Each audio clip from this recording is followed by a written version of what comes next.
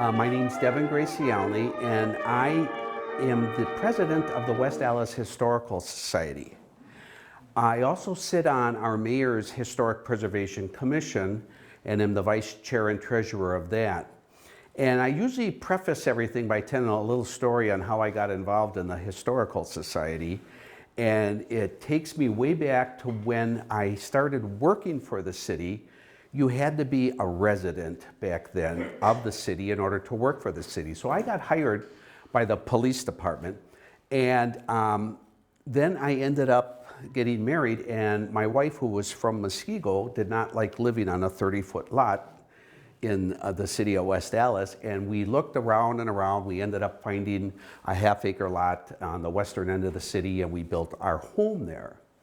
When we built our home in 1987, one of my new neighbors said, where you built your house was part of a farm field for a particular farm, and their barn or their foundation of their house is in the woods over here. And he showed me this big fieldstone foundation, which I'm sure you got tons of them in Waukesha all over. And he said, by the way, my kids were playing around that foundation 20 years ago, 30 years ago, and they saw a big fieldstone with a date carved on it. And the date, he said, was 1860. And I'm thinking, wow, that's pretty old, 1860 in Wisconsin and that farm. Lo and behold, I could only go into that area to look for that stone. Oh, by the way, the neighbor said, and the kids kicked the stone over, so we don't know which stone it is. So I would go in there in the spring and the early fall or late fall when all the leaves were down, looking for this stone with a date on it. And a little while later, a developer came in and is going to develop this whole area. And I asked him, and he kind of cleared out all the brush and everything. And I says, well, I'm looking for a stone, a fieldstone with a date on it. Can I have it if I find it? He says, yeah, you can have it, but I'm going to use all the rest of the fieldstones for, landscaping and that. So I end up finding it. I take a big bar, and as I'm pushing this stone over, I can see in the mud the date. Before I even see it on carved into the stone, I see it in the mud. And instead of 1860, the kids got it wrong. They had the 9 and the 6 inverted. It was 1890.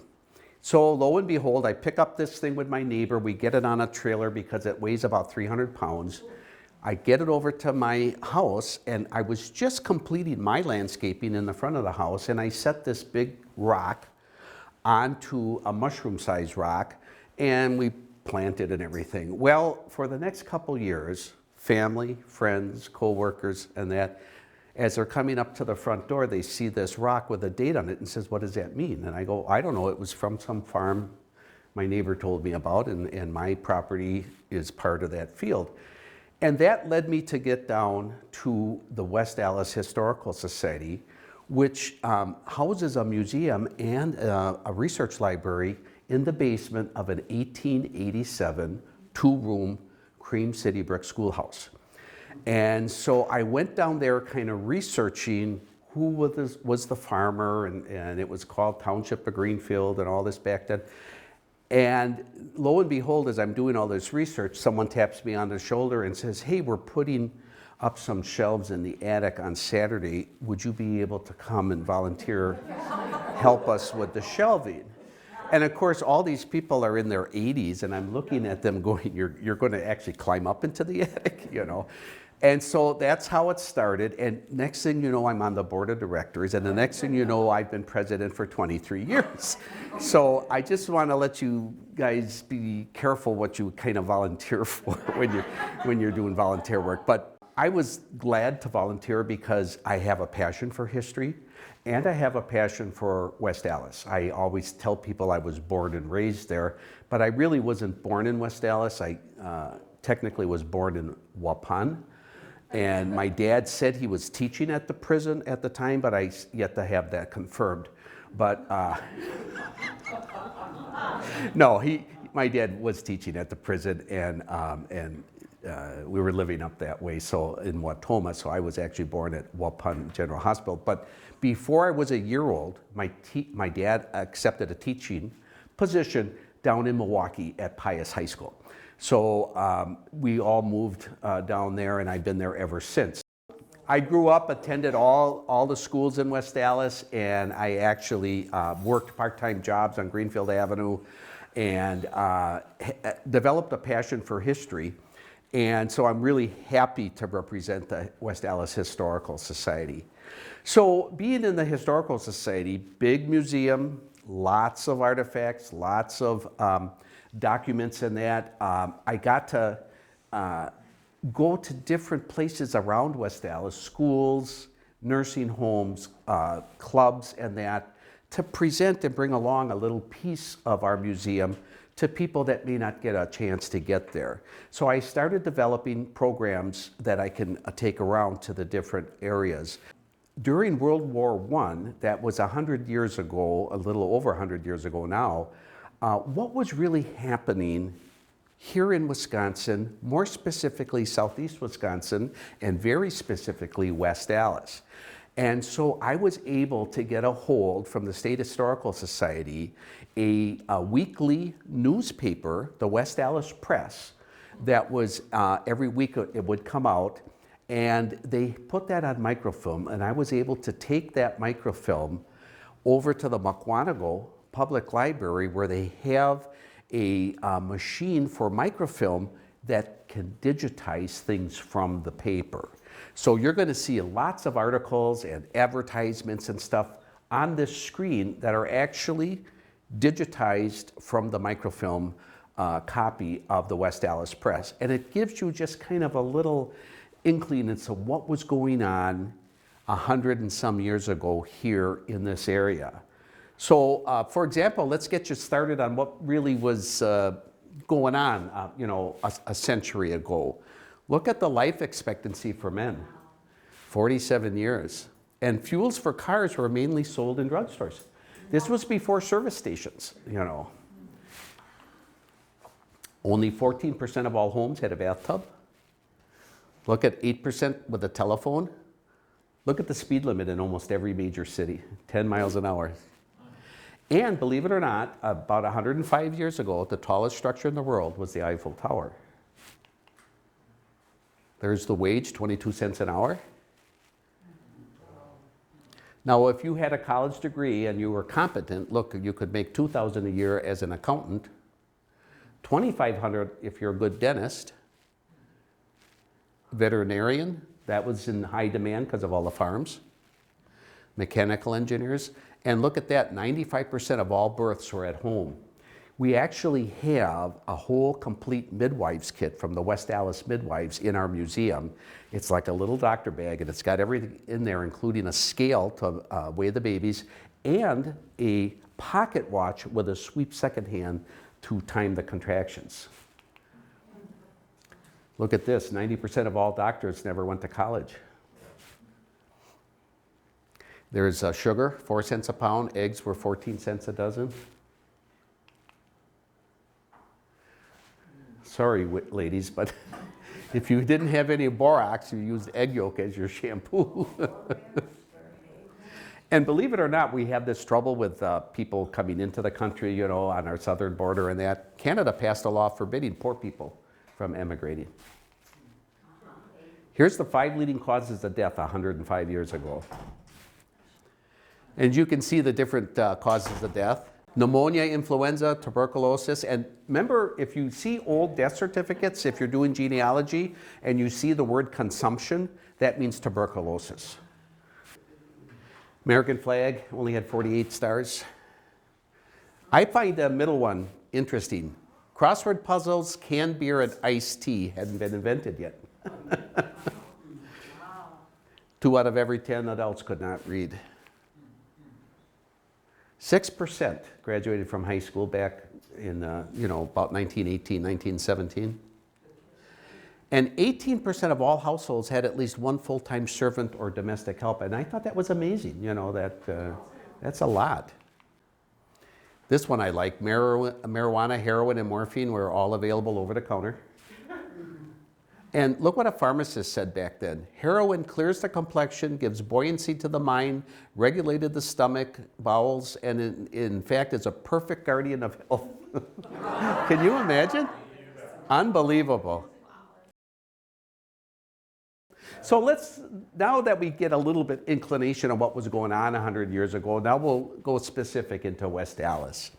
I'm going to show you back then. West Allis is that little shaded portion that you see in that map.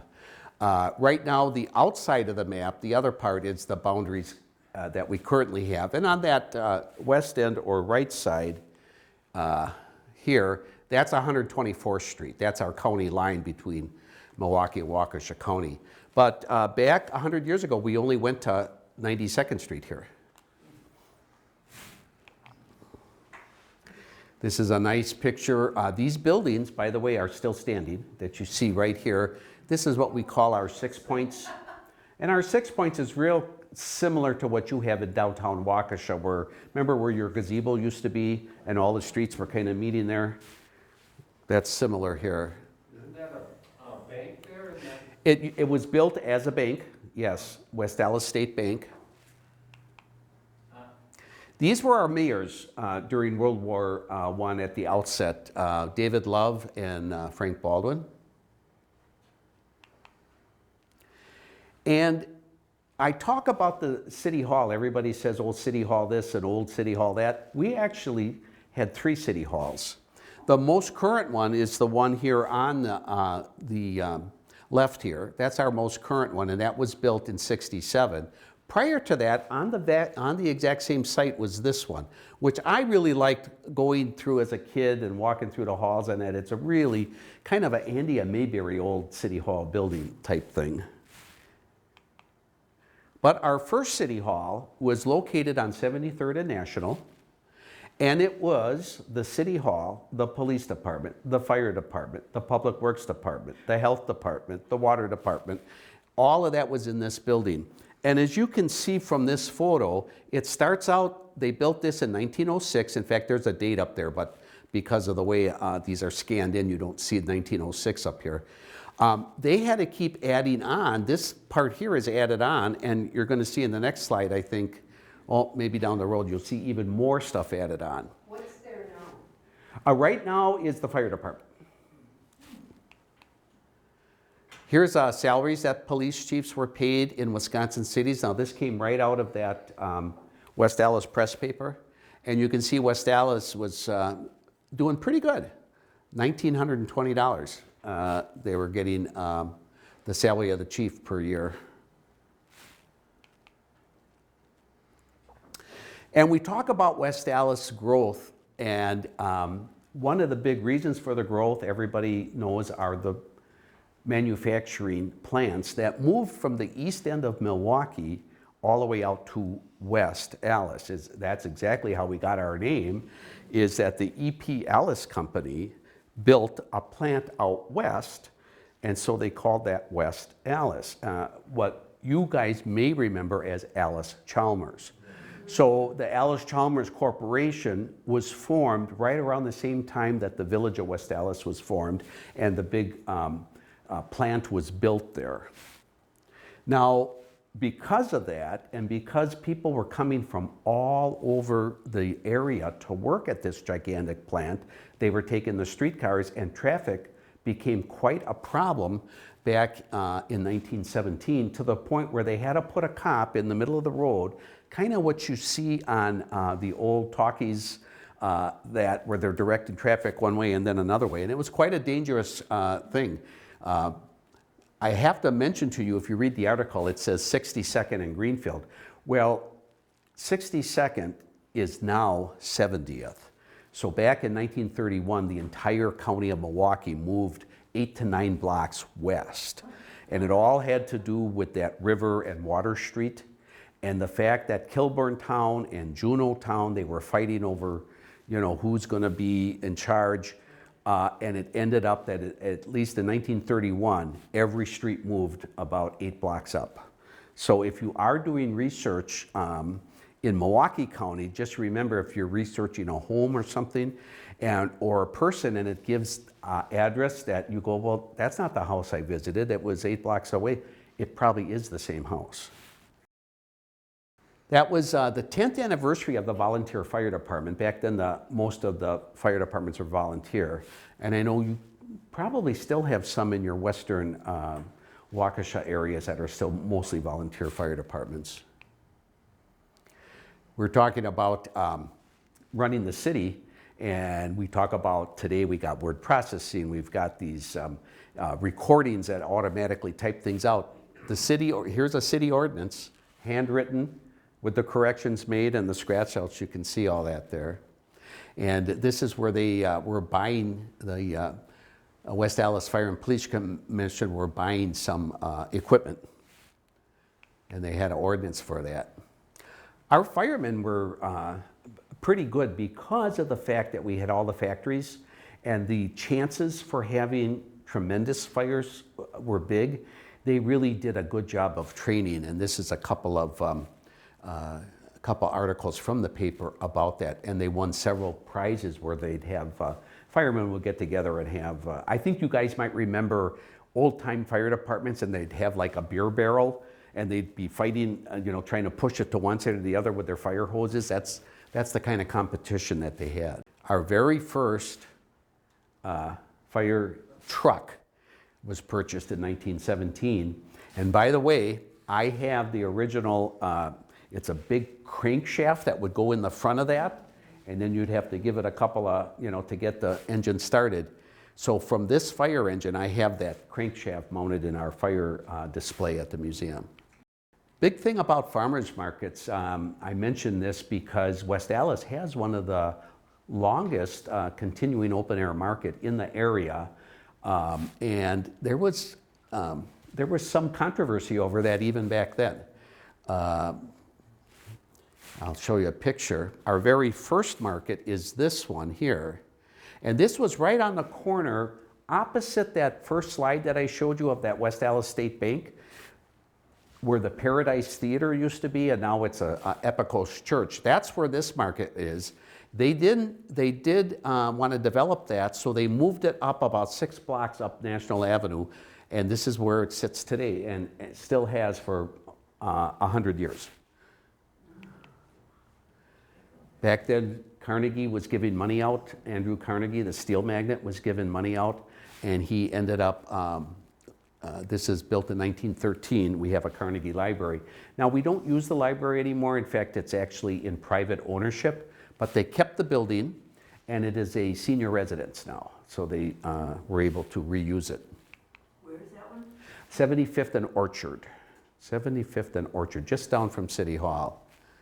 Here's the Public Works, and just like the fire department, they had to keep a stable of horses for your Public Works.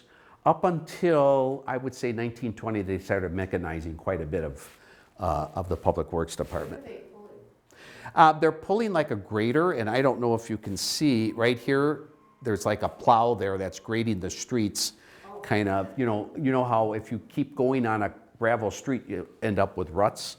Maybe some of you have old gravel driveways and that, so you have to every now and then kind of smooth that out. This is interesting too. They had an ordinance that if you had a sidewalk in front of your business or your home, it was your responsibility to fix the sidewalk, not the city's. And they were wooden sidewalks, and if a plank or you cracked or you got a hole or something, it was the resident that had to fix it, not the city. This is the first water pumping station, and of course we get our water from Milwaukee. And I know all you guys, who's all drinking the new water out here now? And yeah, there you go. And how many years did that take? Same thing in Milwaukee County. They started getting the water from Lake Michigan and laying the lines and everything. And for quite a while, we were purchasing our water straight from Milwaukee until we ended up putting up our own pumping stations. But again, the water is coming through the Milwaukee system, as is your water right now. But we had trouble because when they first did the water, they didn't put that thing far enough into Lake Michigan. So far enough east. Now I think it's like 5 miles into Lake Michigan to draw the water. And what was happening is the sewage was also being dumped into Lake Michigan, so you're getting your fresh water, drinking water, and your sewer water kind of mixing. And so you can see that these are just several articles that are talking about the water source, to the point where a lot of people dug their own wells. Here's a West Allis Press article just about digging your own well. Like most of the people in Waukesha County probably had their own well water and that. I married a gal from Muskego, and her 6-acre farm had their own well. They didn't really have water meters until the early teens.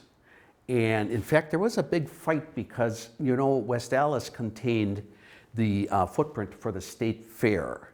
So when you go to the state fair, most of the state fair is actually located in the jurisdictional boundaries of West Allis. And so they were getting water from us. And we asked them to put a meter on, and they would estimate, the fair park would estimate how much water they used and then write a check to the city. Well, the city says, we'd like to put a meter in because we think your estimates are a little low. And there was a banter back and forth to the point where West Allis, the city, there's an article, they were going to actually pour concrete down and close off the access of water for the fair park unless they put a meter in, which they finally did. And here's another resolution, again, all handwritten. And just like today, it says the quality workers was not easy for the city. You could earn more in the private sector. However, this is right when pensions started coming aboard too. So now it's advantageous for a lot of people, even to this day, and I'm a great example of it because I've been retired 17 years and I'm getting a very handsome pension for working for our city. Now we're talking schools. Back in the teens, where we had 4 schools. Now that first school up here, this is our museum building. It was built as a 2-room schoolhouse for the township of Greenfield, and it was called the 5th District School. In 1902, when West Allis became a village, the township government gave this whole building to the city. It was the very first city building, and it was run as a school, and they renamed it Garfield School. So that was our very first school building. Then over the next couple of years, the next school they built was this one, which is Lincoln School. This one has been torn down. Washington School, some parts of Washington are still up, but they're kind of enveloped with the newer additions, so you don't really see it all. And this building just recently came down, maybe in the last 20 years, McKinley School. Those were the 4 schools that we had at the time. Now, that big West Allis Central High School that ran between 76th and 75th on National, they were just completing the ordinance, and as you can see now, the ordinances are starting to be typed. So I put that in there, that they're starting to type the ordinances. Also, West Allis is the first in the whole area, maybe the entire state, to offer a hot lunch. And you can see that it was going to get going in 1917. Some of our school census, the grades and how many kids are attending. And these are enrollments for 16 and 17. Now that very first McKinley School was a kind of a clapboard school. You can see it here, it looks more like a house. That became the very first vocational school.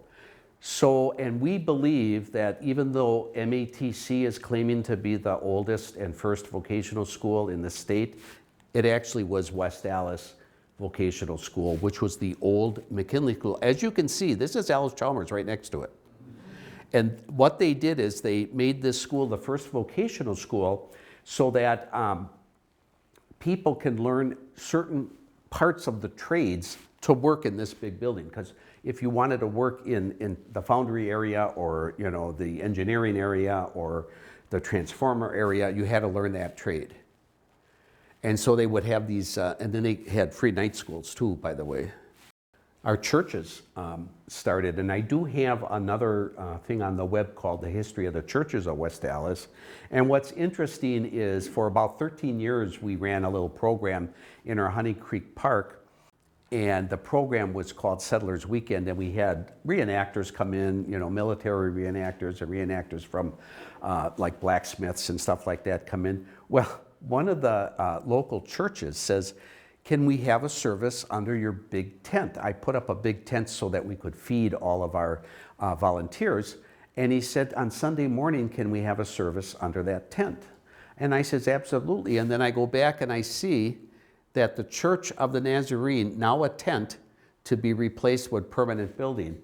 So this one, and then our St. Rita's Church on 60th and Lincoln, their very first church was a tent, outdoor tent. And so when we talk about tent revival, here we go, there it is. I put this slide in here because this Burbach, this Father Burbach, was kind of a godsend to the village and city of West Allis. He was a Catholic priest that he actually wrote, and I'm sorry I didn't bring it, 2 histories of West Allis and had them published in hardcover, and we rely on them heavily when we're going back and doing our research on what happened, you know, West Allis from 1902. He wrote 2 histories covering 1902 up to 1927. And then he also sat on the park board. And sitting on the park board, he was the one responsible for getting all the streets lined with trees, the boulevards, and then he went into the school parks and the playgrounds. And he's the one that was responsible for making sure there was play structures and green grass areas for the kids to play on. And then got money from these big factories and that to actually put in ice rinks at every school. Did they do that out here in Waukesha? Like, I know there are a couple places, I know parks did that where they put an ice rink in.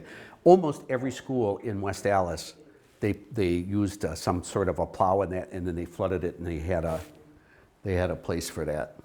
Big thing that happened in the teens, all throughout the entire country, probably the world, electricity.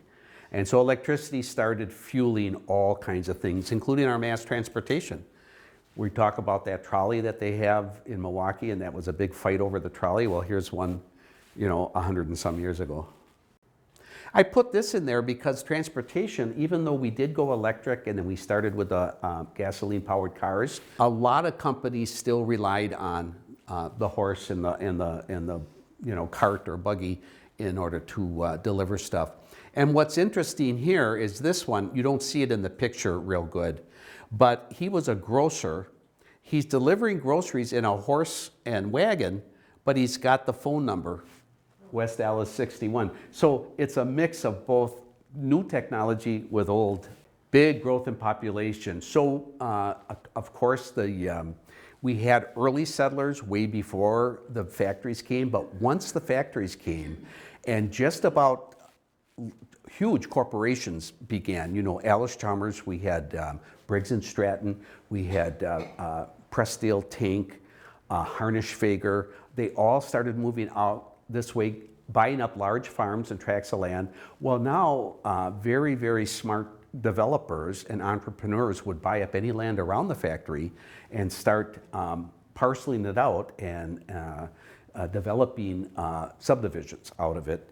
And their big claim to fame was, okay, don't take that streetcar all the way from Oak Creek to work at Allis Chalmers. Here, 3 blocks away, I'll sell you a lot, you can build a house and you can walk to work. You know, take your lunchbox and walk to work. And that's exactly how West Allis got developed. Boy, I wish this was still true. Do you see what it says there? The city had so much tax money, they had money to burn. Cash to burn. I don't know if you can read that. Aldermen have money to burn because they were making so much in taxes. West Allis was a village in 1902 and a city in 1906. So in order to be moved from a village to a city, it had to be a population thing. And West Allis just was booming to the point where they ended up being a 4th class, 3rd class, 2nd class city. And so now with this, the quiet times that they're talking about, high cost of living and that, really didn't impact most of the West Allis residents because a lot of them were working at the factories and making a fairly decent wage. The labor unions were just kind of starting, but they still were doing good, and they had a lot of free time. They had time to do stuff, and especially when electricity starts getting added to this. So now you got some little extra cash in your pocket, so what are you going to do? Here's an example of advertising from out of that same newspaper about what it would cost. This one happens to be a motor that you'd put on a bicycle. You know, like now we have those electric bikes. Well, back then they would put a little motor on the back tire of a bicycle. And then just kind of a sample of what it would cost to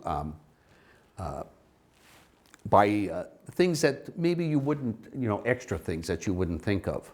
A couple of cars. Maxwell cost $635.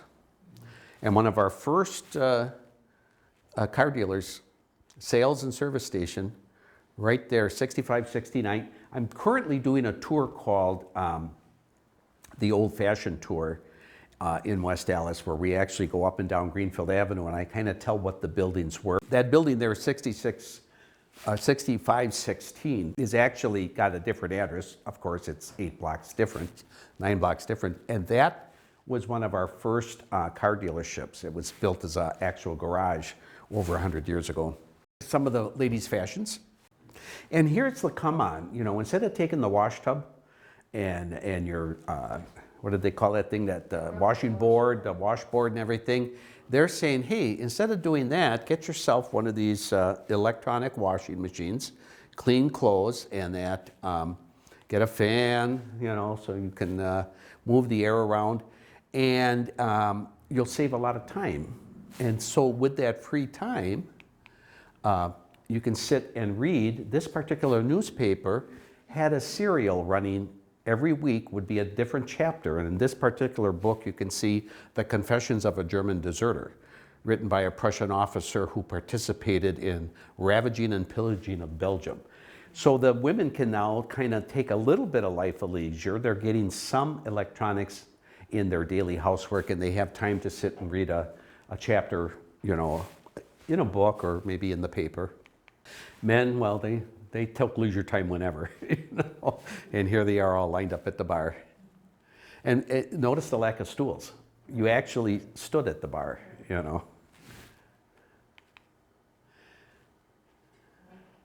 Good Fellowship Bowling Club, yep. Well, then what happens? Well, this is right around the time, the war already started in Europe, and we wanted to stay out of the war. Woodrow Wilson did not want America in that war, but through a series of different resolutions and stuff, we ended up getting involved in the war. But here's a situation here, it was a, 62 or 82 to 6 vote. And one of our senators at the time, La Follette, was one of them against it. But we did end up entering the war.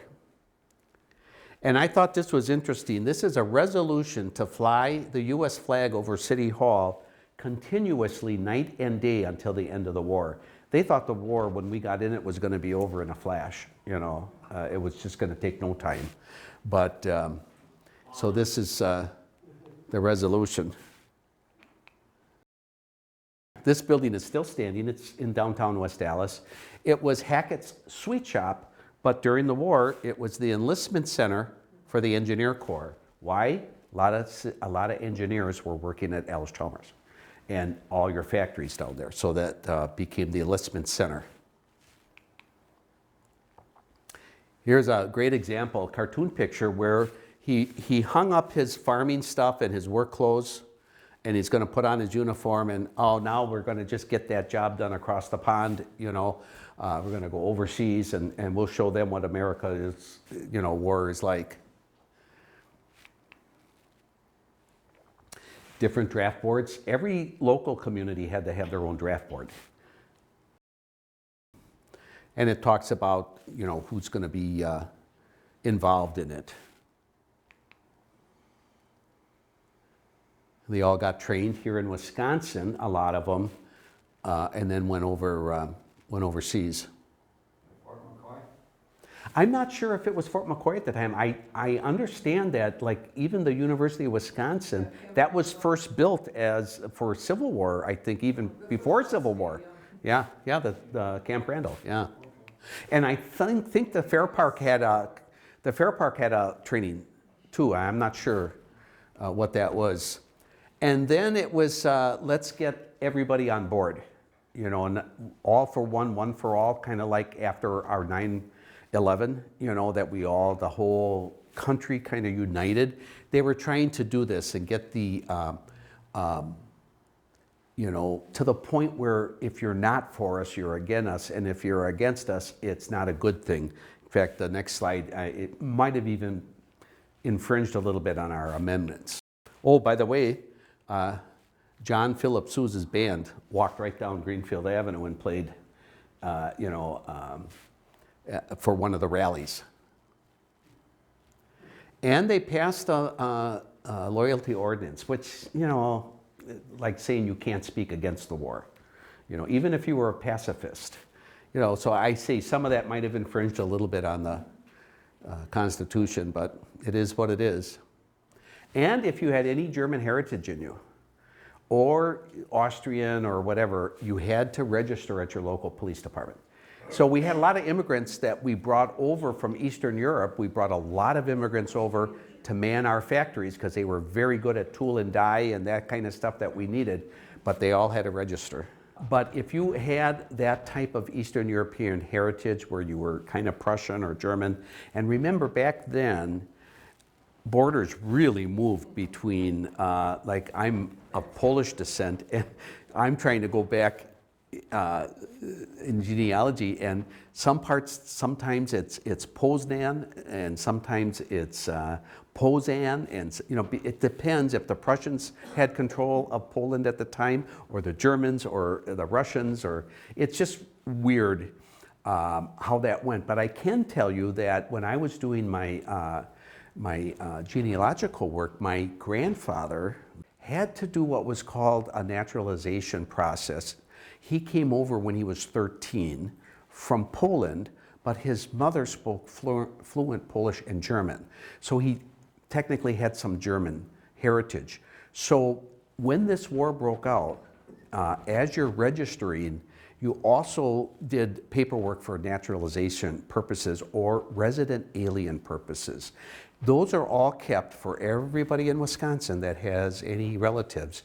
They're all kept at the University of Wisconsin Green Bay, archived in their library, all of the naturalization papers, and they're all digitized. You can just, by the computer, go check on, you know, they have to take a loyalty oath that you're going to be loyal to America, not to your birth heritage or not to your national heritage, which at the time, you know, was Germany and Austria and that. And then you got the people that don't want to do nothing. You think we have a problem with that today? Look back, look 100 years ago. They call them slackers. And they actually had a squad, the sheriff's department had a squad that drove around looking for them. And if you weren't working and you weren't enlisted, you went to jail. So.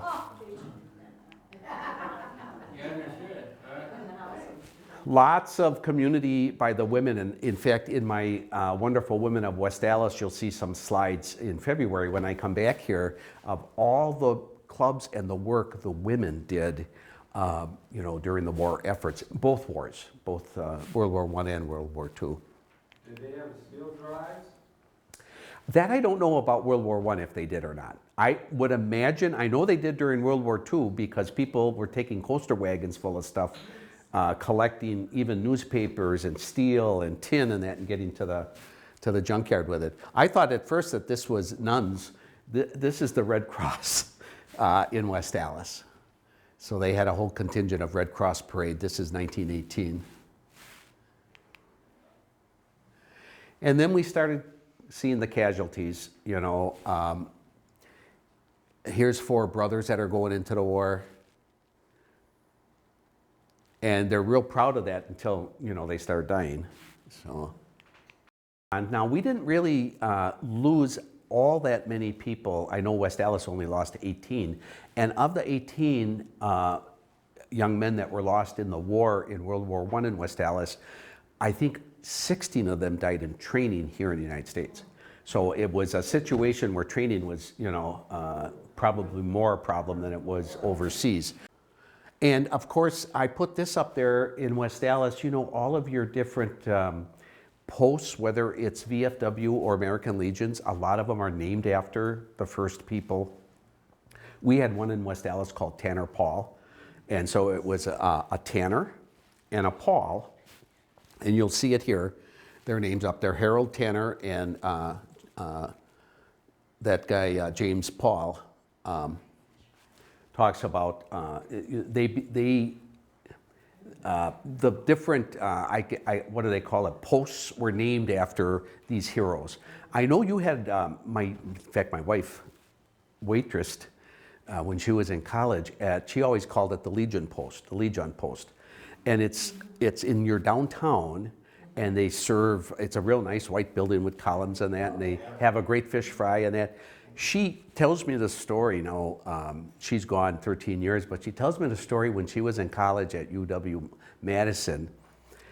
Most of the kids up there got part-time jobs during the week to help out with, you know, expenses and that. She never got a part-time job there. She said she took the Badger bus in every week, worked Friday night and Saturday night at the Legion Post, got on the bus Sunday, went back to school, and made more money in those 2 days in tips than her counterparts did working the whole week after school, you know, up at a store or something in Madison.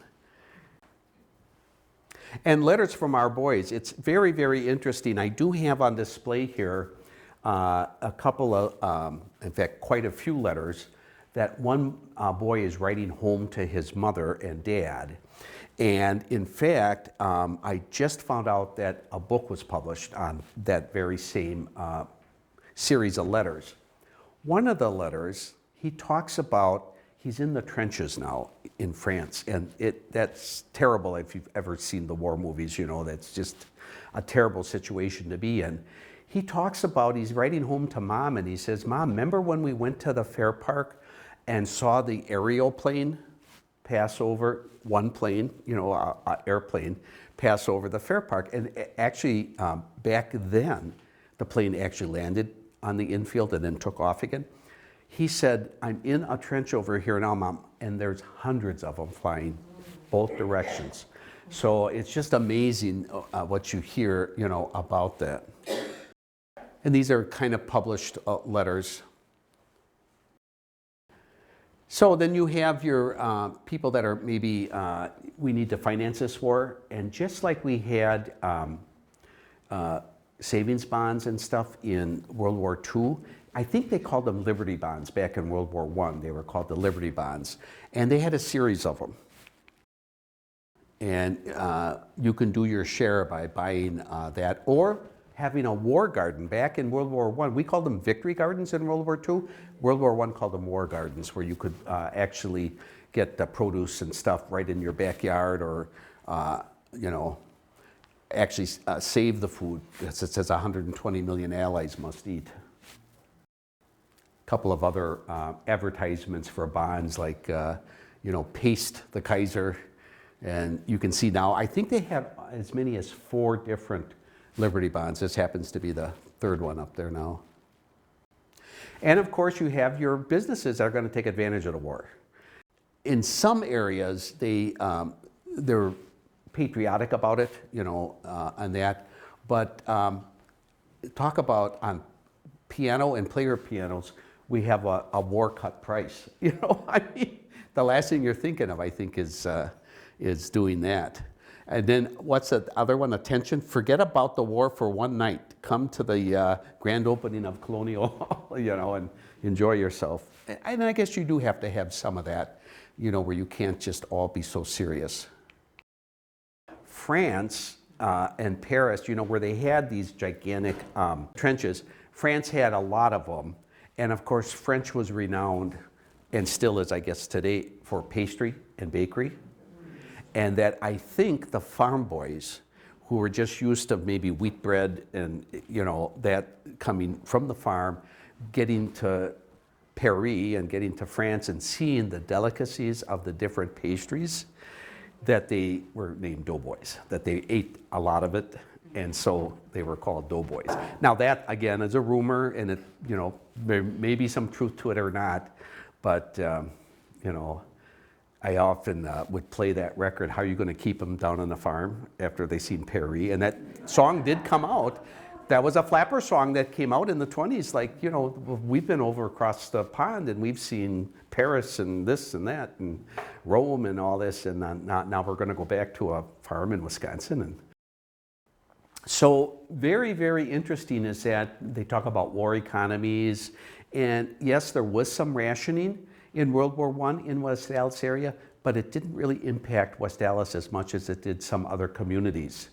And the reason is that they needed to run these factories 24/7 to build the munitions. And I've got a couple of actually a hand grenade that was made here in a West Allis factory, and Allis Chalmers made a shell here and have one on display of what they did for World War I. So as the factories are going 24/7, they're also paying these guys, and so they have some money, and so they're able to, there is some rationing, but it's not as much, and the war was actually good for economy for places that had factories. You can see that one cannon factory went up in 51 days, and that was right between West Milwaukee and West Allis.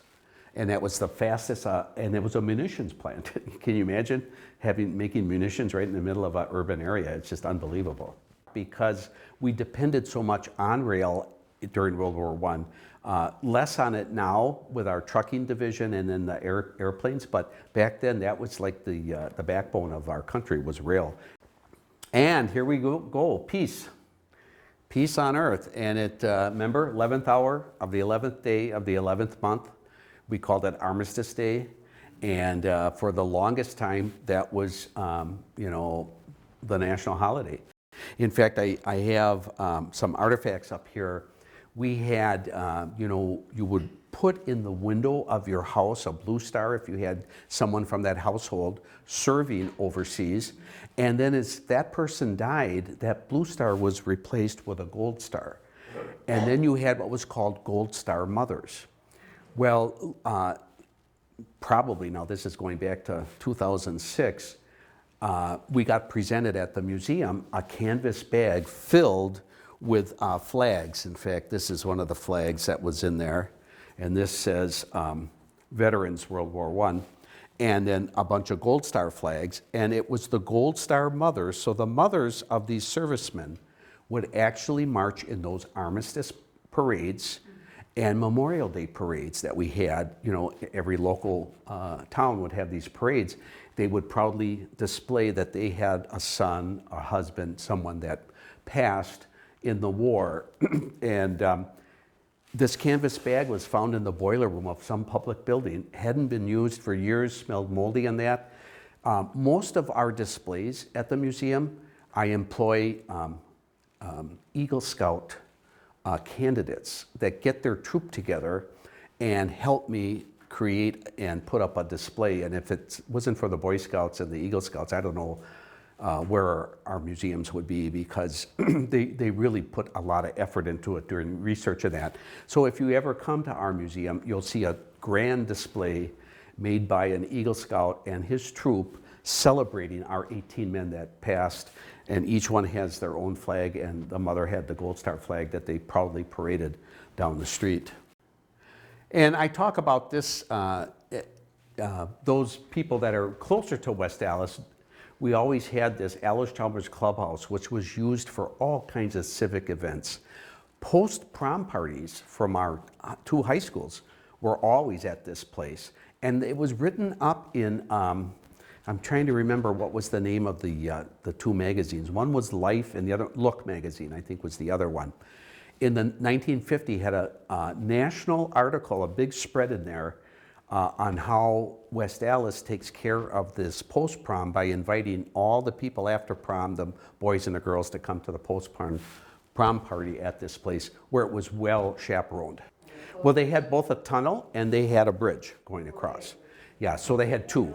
One went under the ground, which you never saw, and that tunnel is still there, but I think it's blocked off now because the different buildings were sold. One building's down completely now, and the other one, it was sold to a private concern, so they kind of blocked off the tunnel. But they also had a bridge, you're right, and I'm not exactly sure when that was built. This is coming right after the war. Now we're talking about railroads, and they're going to put a new depot in. And it was not till March of 1918 that West Allis actually got a building code where you had building inspectors and where you had to actually go get a permit to put something up. Of course, West Allis, the site of our glorious state fair, and has been since 1892, even before there was a West Allis. Oh, here's that ordinance that is telling them to, you better put that meter in. If you don't put the meter in, we're gonna fill your pipe with concrete and you won't get any water. And of course, what happens in 1918, we just got done with our COVID, or we're right in the middle of our COVID pandemic. We had another pandemic called the Spanish flu or Spanish influenza. And that was 100 years ago. Unbelievable, the people that died from that, and they were healthy people.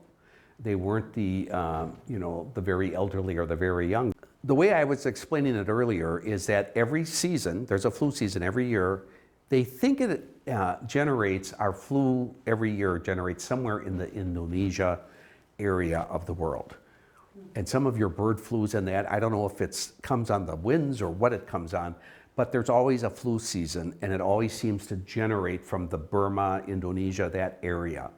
However, the reason it's called Spanish flu, and this is just more conjecture, but it's somehow has some credence to it, is that it was the normal flu, but the variant was so bad that it was killing everybody.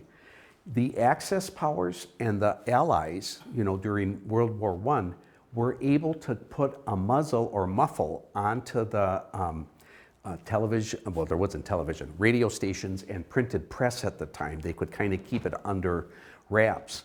There were two countries in Europe that were not involved in World War I. It was Portugal and Spain. They weren't part of World War I. Or I should just say Iberian Peninsula, which includes Portugal and Spain, weren't really, so they had no muzzle on their press. So the press actually in Spain found out about the flu that was going around and absolutely devastating both the Allies and the Axis forces, and then going home with the Allies and that. And there are a lot of rumors and speculations about, the Spanish influenza, but the most credible one is the fact that it got first reported by the Spanish press, and then they got monikered with that name, Spanish grippe, Spanish flu, Spanish influenza. It's, I don't know that anybody has the exact cause of it, but it is supposedly just one of those, remember how we had some terrific flu that would come around, and then, again, advertisers, if I can sell a product because of the war, or can I sell a product because of the flu? Here it is, the dairy saying, fight the flu with milk. You can get your spinal adjustment, and that'll help you with your flu symptoms, apparently. Yeah, it's just unbelievable, what they'll go to. And then I'm kind of concluding this whole presentation is because right around the same time, and I think it's because of the contributions that our fairer sex made during these times of tragedy, both the war and the flu, we were recognizing that the women were actually the backbone of our society, are pitching in and doing the work, not only the work the men were normally doing, but on their own, contributing, and didn't have the right to vote. And that's the end of my presentation. So.